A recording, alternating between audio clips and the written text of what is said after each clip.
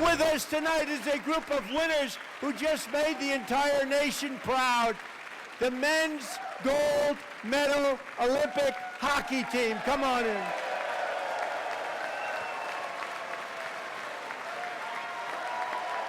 And the crowd went wild. The USA men's hockey team put politics aside and patriotism on full display, attending the State of the Union address after the White House visit earlier in the day and sharing their American pride on Fox.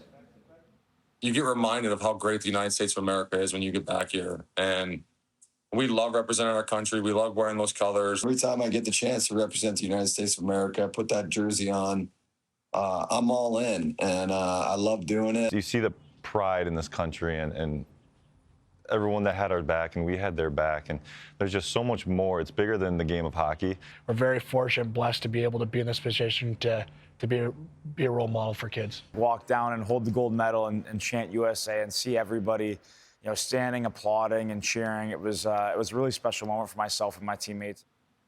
But the media isn't celebrating in some corners. Look at these headlines. How about this? As players face backlash for visiting the White House and laughing and joking about women's hockey team, despite the fact the president says the women will travel to the White House soon. They weren't able to make it work on this visit. Joining us now, former White House press secretary and Fox News contributor Ari Fleischer, along with Fox News contributor, former speechwriter for President Bush, Marc Thiessen. Can I start with you, Marc? You're a hockey fan. You're from a hockey family. This is a great moment. Are you surprised three prominent publications are ripping the team for doing this?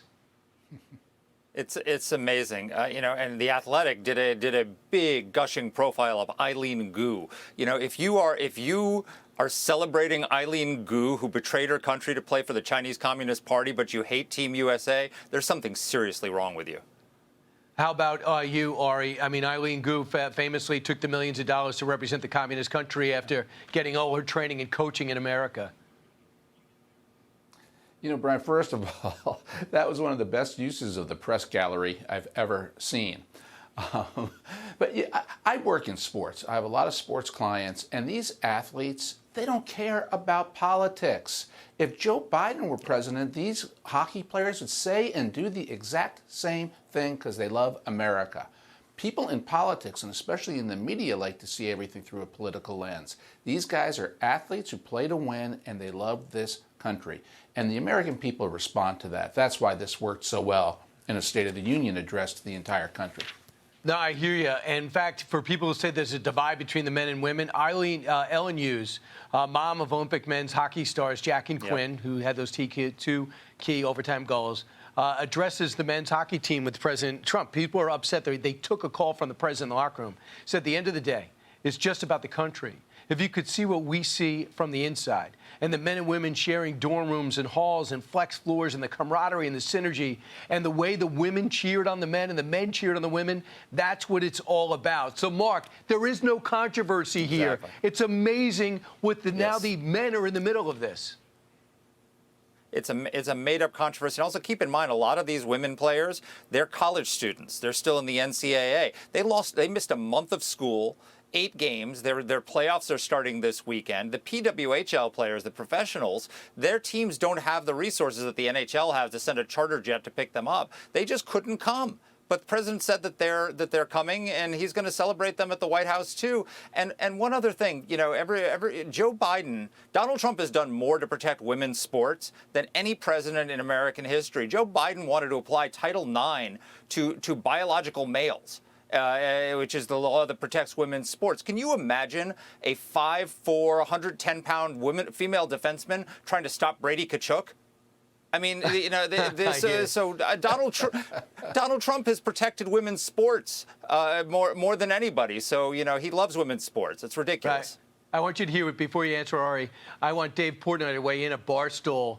Listen to this. If you're mad at the men's team, you are insane. You definitely hate Trump going into this. Maybe you hate America, I don't know. But just let the boys have their moment. This has nothing to do with sexism on their part. They're friends with all these women. They root for the women. Jack Hughes' mother works for the team. Jack Hughes' mother didn't care.